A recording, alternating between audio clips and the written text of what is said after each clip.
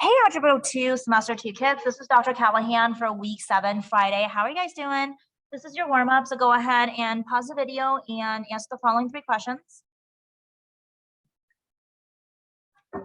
All right, so we are talking about simplifying complex rational functions. This is actually our second day of doing this. Don't forget your math Excel is always assigned on Mondays. Your quiz is due on Wednesdays, but you have until Sunday, 11 p.m. for your math Excel, and your grades are updated every Wednesday. If you are confused or if you want to know what you missed, this is the YouTube channel with a QR code for you guys to go ahead and access any of the video that you may need. These are the 2 assignments on Math Excel that is due by 11 p.m. on Sunday. So if after watching this video, you still have some additional time, my suggestion is to go ahead and start working on these items. Laptops are in the laptop cart. You know where to get them. So today we are going to talk about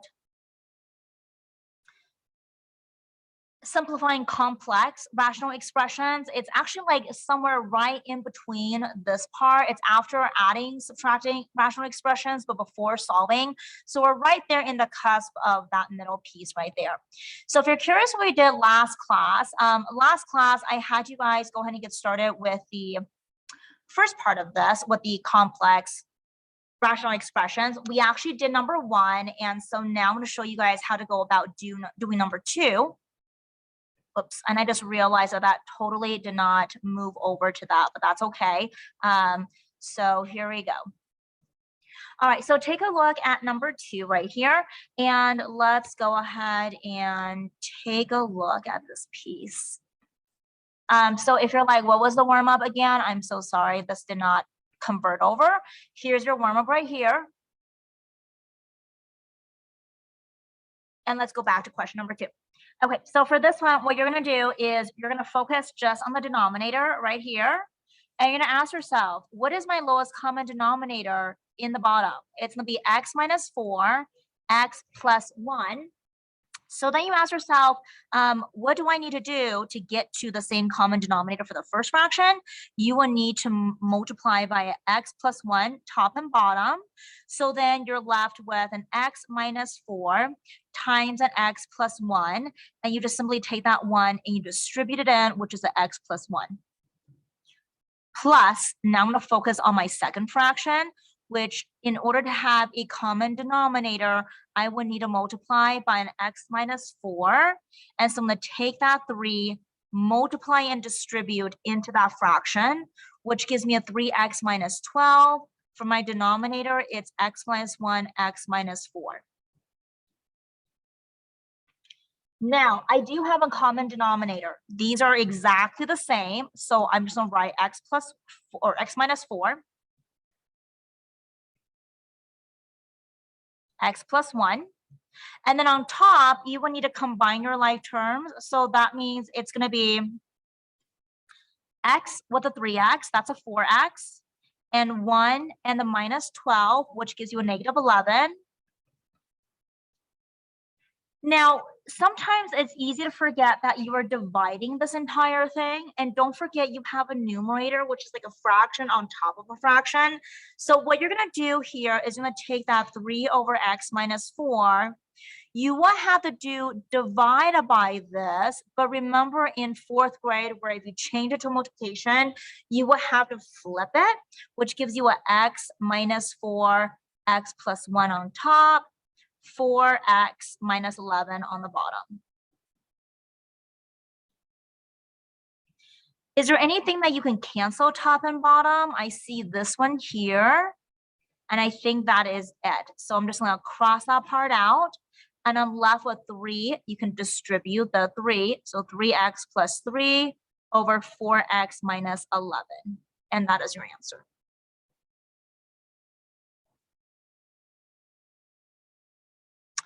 Let's take a look at number 3. For number 3, this is a little bit weird. You have like a fraction here, but then you have like a 3 right here, which makes it a little bit awkward. But we're just going to put a 1 underneath a 3. And you're going to ask yourself, what is your common denominator?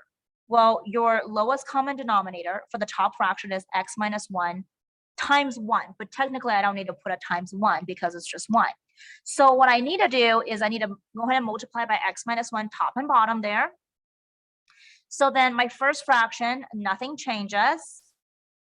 My second fraction, you're going to distribute that -3 into the parenthesis. So -3 times x is a -3x. -3 times -1 is a +1 over x minus 1. Combining my like terms, I have a 6 and a 1 that I can combine together, which is a -3x plus 7 over x minus 1. That is your top fraction. That's me combining the green and the yellow numbers together. Divided by 3 divided by x. So divided by 3 over x. But remember, in 4th grade, you don't want to have a negative. You want to change it to a multiplication, which means you will have to flip the second fraction.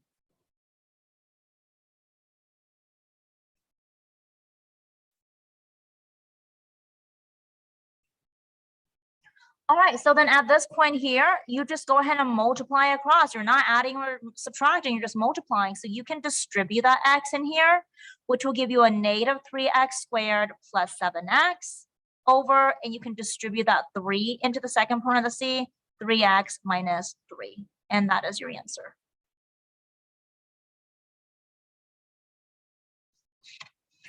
All right, let's try number 4.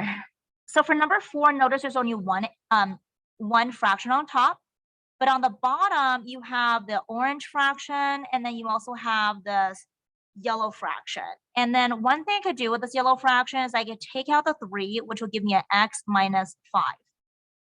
And you're like, wait a second, that x minus 5 look very similar to a 5 minus x, and you're absolutely right about that, but you need to factor out a 1, which will make it an x minus 5. If you don't believe me, think about it. -1 times x is a -x right there. -1 times -5 is a +5, which is right here.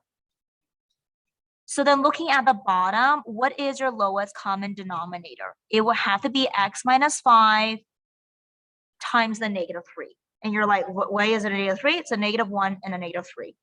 Or -1 and 3 makes it a -3. So how do I get to that here in the first fraction? Multiply everything by a 3 top and bottom, okay?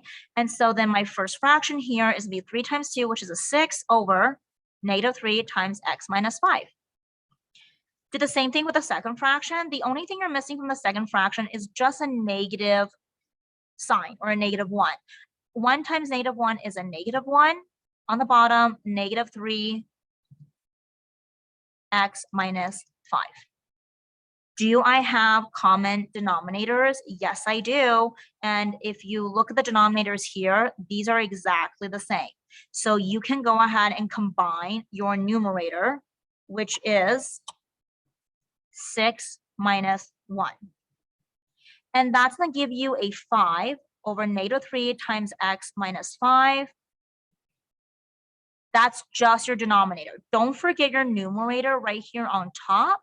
So you're going to have 4 over -x plus 5 divided by that. But remember, you're going to change that division to a multiplication. So you will have to flip it. So it's a -3 times x minus 5 over 5. Oh, and if you look at this here, isn't these two pretty close? Yes, they are. If you factor out a -1, you will get a positive x minus 5, which is great because then I can cancel this top and bottom. Gone. 4 times -3 is going to be a negative, and also that negative and the negative here can cancel. So really it's a positive over 5. And that's your answer.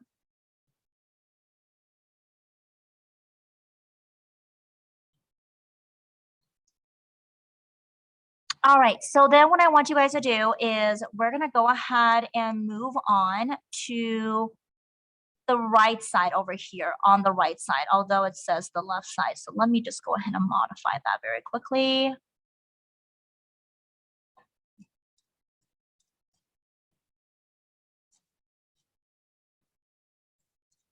So we've gone over 4 different complex fractions. So for the rest of the class, I'm going to have you guys just kind of practice on these questions right over here. You have 1, 2, 3, and then 4, 5, and 6. So go ahead and practice on that.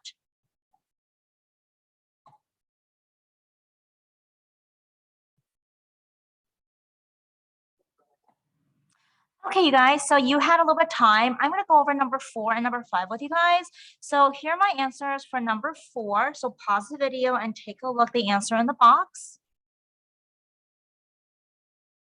And then here's my answer for number 5. So you can pause the video and take a look at the answer in the box. All right, I would suggest start trying maybe number 6 and see what you guys will get from this. As always, I hope you have a wonderful week. I'll see you guys next time. Take care.